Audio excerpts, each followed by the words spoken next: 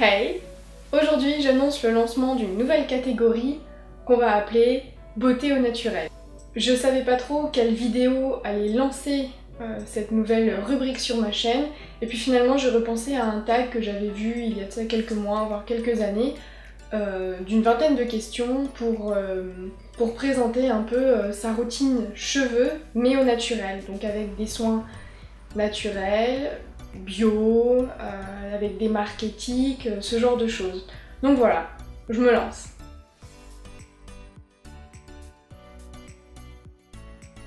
Troisième question, ça devient intéressant. La question est, fais-tu des colorations et si oui, lesquelles? Alors oui, je me colore les cheveux, mais au henné, donc une poudre 100% naturelle. Donc j'ai prévu de faire une vidéo entièrement consacrée au sujet du henné, quels sont ses bienfaits en plus du fait de colorer les cheveux. Deuxième question est, quel est ton shampoing? Alors déjà, première chose qu'il faut savoir, c'est que je n'utilise que des shampoings solides. J'ai complètement abandonné les shampoings liquides parce que d'un point de vue écologique, je m'y retrouvais pas, ça faisait trop de déchets dans ma salle de bain. C'est quelque chose auquel je pensais pas au début de ma transition vers le naturel. Je faisais pas encore attention à ce moment-là au packaging et aux déchets que ça pouvait produire une fois qu'on avait terminé le shampoing. Et donc mes deux shampoings forcément sont des shampoings solides. Donc actuellement je tourne sur deux. Le premier c'est un de la marque Lulu & Git. Alors j'ai plus l'emballage, mais c'était un petit emballage en carton recyclable. Donc voilà, et encore il n'y avait pas besoin de cet emballage. Bon. Donc Lulu & Git, j'aime beaucoup cette marque parce que la composition est top, mais en plus de ça, c'est vraiment une marque, une entreprise à taille humaine, étant donné qu'il y a 3 ans, la fondatrice était toute seule à gérer cette marque, et puis qu'aujourd'hui elles sont deux. Donc c'est vraiment une petite entreprise familiale. Enfin taille familiale du moins, et puis les savons sont fabriqués à 1 heure de chez moi, donc là plus local que ça, voilà. Il n'y a pas besoin de gros camions pour traverser toute la France pour livrer mon shampoing, c'est plutôt cool. Et sinon mon second shampoing que j'utilise en ce moment c'est celui-ci, de la marque la Savonnerie Champagne, donc pareil, petit packaging en carton, donc ça finit dans la poubelle recyclable. Et donc la Savonnerie Champagne, j'ai voulu tester ce shampoing parce qu'en fait c'est un shampoing 2 en 1 qui peut faire autant savon pour le corps que pour les cheveux. Donc ça évite d'avoir 15 000 shampoings, finalement t'en achètes un et puis tu fais tout avec. Visage, corps, machin, top.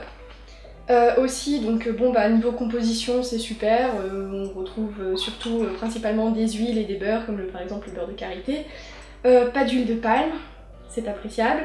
Les savons sont saponifiés à froid, donc ça veut dire que c'est vraiment un procédé de fabrication qui est respectueux des ingrédients en fait qui vont composer ton savon. Et pareil, donc c'est une entreprise qui est pas très loin de chez moi étant donné qu'ils sont en Vendée. Donc top. En plus de ça, j'aime beaucoup l'odeur. En question 7, utilises-tu un après-shampoing ou des masques capillaires?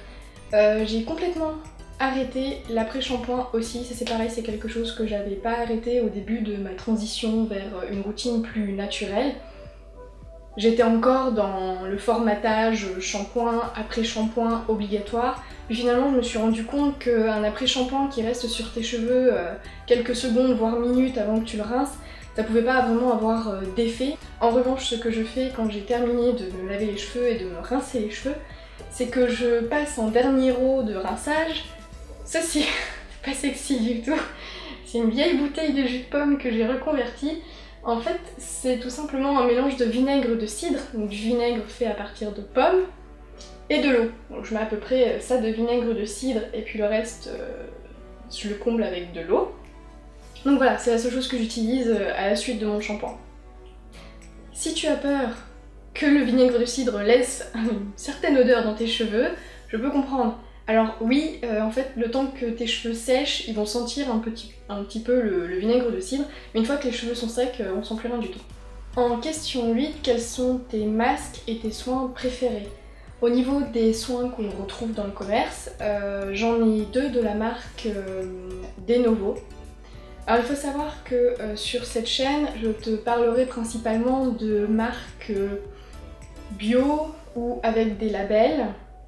Mais il faut aussi savoir qu'une marque peut avoir fait le choix de ne pas payer pour rentrer dans un registre avec un label, par exemple le label bio, et pour autant avoir une super composition et faire attention aux composants de ses produits. L'exemple même de Denovo, c'est une marque qui a fait le choix de ne pas avoir de label, mais si on fait attention aux composants et qu'on prend le temps de lire les petites choses qui sont inscrites à l'arrière du produit, on voit que la composition est clean. Moi j'ai vraiment fait attention à tous les composants. Le seul composant dont je n'arrive pas à connaître la provenance, c'est le parfum. Donc voilà, ça peut être un parfum de synthèse comme ça peut être un parfum naturel. Sinon voilà, origine 99% d'origine naturelle, j'ai vérifié et c'est plutôt vrai, donc voilà, Denovo c'est une marque que je conseille. Ils ont des packaging en plastique, du coup j'aime moyen, mais ils ont aussi des packaging en verre qu'ensuite on peut réutiliser pour faire nos propres mélanges d'huile et tout, donc bon. C'est quand même une bonne marque. Et si je dois revenir un peu plus sur chaque produit, la crème lactée de Denovo, je l'utilise en fait lorsque par exemple j'ai envie de texturer mes cheveux, c'est-à-dire que après les avoir lavés, si j'ai envie par exemple de faire une natte pendant le séchage pour me donner un peu de volume et d'ondulation, je vais utiliser ce produit parce qu'il aide vachement les ondulations à tenir. Et sinon, si c'est juste en soin régulier, je mets un petit peu de cette huile sur mes cheveux, juste comme ça. Je trouve que ça permet de les garder nourris, doux, ce genre de choses qu'on aime bien. Ensuite, en masque capillaire, en fait je l'ai fait moi-même, je n'achète plus non plus de masque tout fait. Donc j'aurais pas trop de marques à te conseiller comme ça. Au niveau des poudres que j'utilise dans mes mélanges pour faire mes masques capillaires, alors on a la poudre d'ortie piquante, la poudre d'amla, la poudre de guimauve, la poudre de prêle et l'huile essentielle de baie de Saint-Thomas. Donc voilà, je fais un petit mélange de ça complètement au pif au niveau des quantités. Bon, moi vu que j'ai les cheveux longs, j'en ai forcément un peu plus que quelqu'un qui a les cheveux courts, mais sinon c'est pas une science exacte. Faut juste faire attention aux huiles essentielles à pas en mettre trop. J'essaie de jamais dépasser 5 gouttes. C'est quand même quelque chose qui est hyper puissant. Et c'est toujours bon de faire un petit test sur une zone cachée, le pli du bras ou derrière l'oreille, pour voir si on fait pas de réaction allergique aux huiles essentielles avant d'en faire tout un masque capillaire.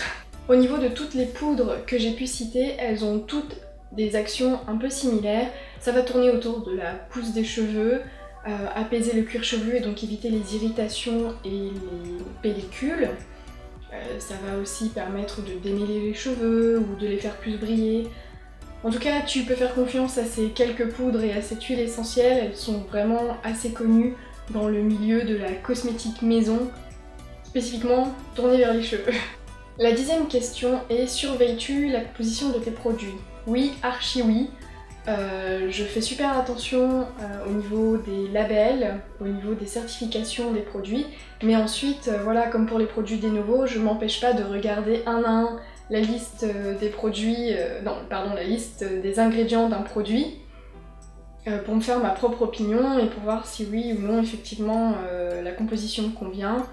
Je mettrai en barre d'infos un site qui s'appelle La Vérité sur les cosmétiques, qui permet de renseigner en fait les composants de son produit, et ensuite le site va te dire si oui ou non ce produit est d'origine chimique, d'origine naturelle, quelle est son action finalement dans le produit.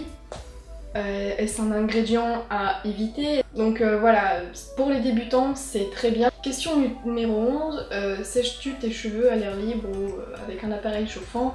Très clairement, je pense que tout le monde le sait aujourd'hui, on le répète encore et encore, le sèche-cheveux c'est pas du tout bon pour la fibre capillaire, ça ouvre les écailles, ça abîme le cheveu, donc évidemment je laisse mes cheveux sécher à l'air libre, qu'on soit en été ou en hiver. 15. Quels sont tes accessoires indispensables? Pour moi, en accessoire indispensable pour les cheveux, premièrement, je dirais une brosse, un peigne en bois.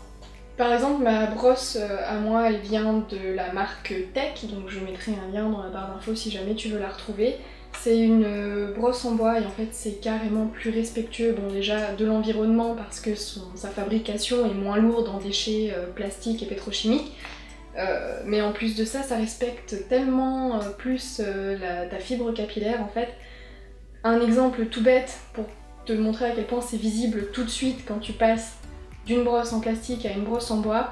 Avant j'avais les cheveux très électriques l'hiver avec ma brosse en plastique. Lorsque je les peignais c'était tout de suite catastrophique.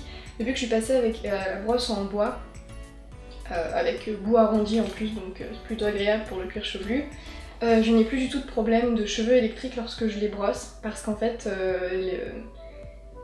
la brosse en plastique active complètement l'effet électrique des cheveux. En plus souvent les brosses en plastique elles n'ont pas d'embout arrondi, donc ça agresse le cuir chevelu, enfin je recommande pas du tout. Donc pour moi, premier accessoire indispensable, c'est une brosse en bois.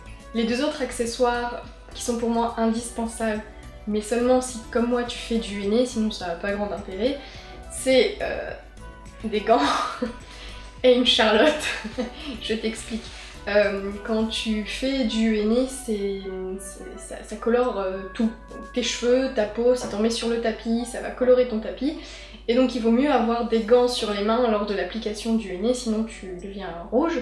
Et donc à la base je faisais ça avec des gants jetables. Parce que voilà, j'étais au début dans une transition vers du naturel, mais pas forcément vers du zéro déchet. Et aujourd'hui je suis vraiment passée jusqu'au zéro déchet, donc pour moi c'est plus possible d'avoir des gants jetables à chaque fois que je fais du henné, sachant que je le fais une fois par mois à peu près. Donc j'ai juste acheté des gants ménagers, ça fait très bien l'affaire, ça fait des années que je les ai et ils continueront à faire l'affaire pendant encore des années. Pareil pour la charlotte, si tu fais du henné, à la fin t'es censé enrouler tes cheveux dans du film plastique pour aider en fait le henné à rester au chaud grâce à la chaleur de ta peau. Ok, mais le film plastique ensuite tu le jettes.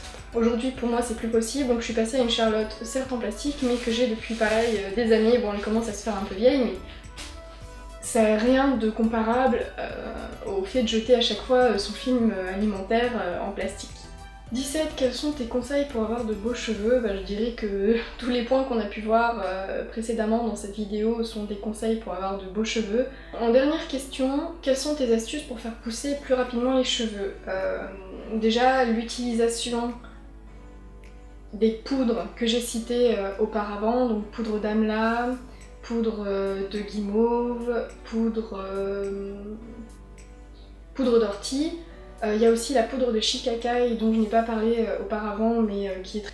En plus de ça, on peut faire un masque avec ces poudres mais aussi avec des huiles, dont l'huile de ricin qui est très connue, hein, c'est répandu que l'huile de ricin aide à la pousse des cheveux. Mais il y a aussi l'huile de moutarde en fait qui stimule la pousse parce qu'elle va stimuler le cuir chevelu. Alors faut faire attention, c'est un peu surprenant au début parce que c'est une huile qui va chauffer le cuir chevelu. Ça va pas piquer, mais à l'application, si vous faites poser 1 heure, tu vas sentir que ça pique un peu sur ton cuir chevelu, mais c'est normal en fait. C'est les grains de moutarde, c'est la moutarde qui agit et qui stimule le flux sanguin et donc la pousse des cheveux. Tu peux utiliser des huiles essentielles comme par exemple l'huile essentielle de baie de Saint-Thomas. Sinon, autre conseil pour faire pousser les cheveux plus vite, tu peux te tourner vers des compléments alimentaires, style la levure de bière que tout le monde connaît ou la poudre d'ortie, parce qu'encore une fois, la poudre d'ortie est top en application, en masque capillaire, mais elle a tout autant de vertus en gélule en fait, en complément alimentaire. Voilà, cette vidéo est terminée, elle aura été plus longue que les précédentes, parce que je pense que pour un sujet tel que la beauté au naturel ou quoi, on peut y aller plus relax, on peut prendre un peu plus le temps de discuter et donc le format de vidéo sera peut-être un petit peu différent des autres vidéos que je peux faire. Donc j'espère que ça t'aura plu, que ça t'aura appris des choses. Voilà, donc sache qu'il y a plein de choses qui sont prévues sur la chaîne. Si on reste dans cette rubrique, j'ai prévu une vidéo déjà pour te parler des ingrédients et des compositions de cosmétiques. Donc lesquels éviter, lesquels favoriser, comment reconnaître un ingrédient d'un autre, etc. Et puis bon bah la fameuse vidéo sur la coloration au henné. Je te laisse découvrir ça au fil de l'eau, si jamais ça t'intéresse tu peux toujours t'abonner et puis en attendant je te laisse sur quelques belles images.